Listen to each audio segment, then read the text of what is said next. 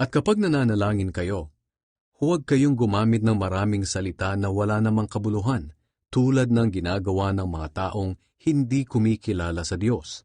Akala nila ay sasagutin sila ng Diyos kung mahaba ang kanilang panalangin.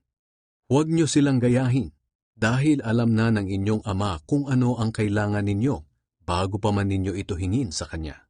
Kaya manalangin kayo ng katulad nito: Ama naming nasa langit, sambahin nawa kayo ng mga tao. Naway magsimula na ang inyong paghahari, at masunod ang inyong kalooban dito sa lupa, tulad ng sa langit. Bigyan niyo po kami ng aming pagkain sa araw-araw. Patawarin niyo kami sa aming mga kasalanan, tulad ng pagpapatawad namin sa mga nagkasala sa amin. At huwag niyo kaming hayaang matukso, kundi iligtas niyo po kami kay Satanas. Sapagkat kayo ang hari, ang makapangyarihan at dakilang Diyos magpakailanman.